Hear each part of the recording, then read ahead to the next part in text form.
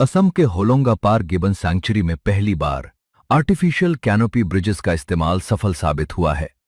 Wild life institute of India ने railway line के ऊपर स्पेशली डिजाइन्ड रोप ब्रिजेस और सेफ्टी नेट्स लगाए हैं, जिनका इस्तेमाल अब एंडेंजर्ड वेस्टर्न हुलॉक गिबन ने करना शुरू कर दिया है।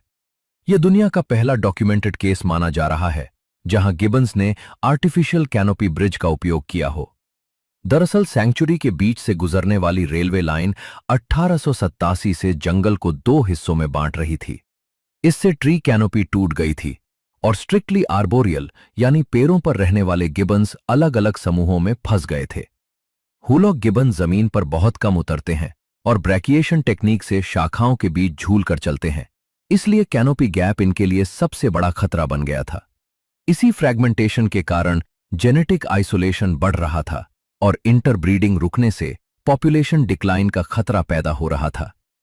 इसी समस्या को हल करने के लिए वेदर रेजिस्टेंट रोप्स और वेब्ड सेफ्टी नेट्स से कैनोपी ब्रिजेस तैयार किए गए, जिन्हें फॉरेस्ट कैनोपी की समान ऊंचाई पर लगाया गया ताकि मूवमेंट नेचुरल लगे। नीचे सेफ्टी नेट्स भी लगाए गए हैं ताकि एक्सीडेंटल फॉल की स्थिति में गिबन्स रेलवे ट्रैक या ओवरहेड इलेक्ट्रिक वायर्स पर न गिरें।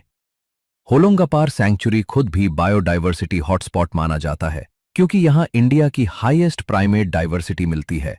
यहां वेस्टर्न हुलॉक गिबन के अलावा capped langur, Bengal slow loris, Assamese macaque और कई अन्य प्राइमेट्स पाए जाते हैं।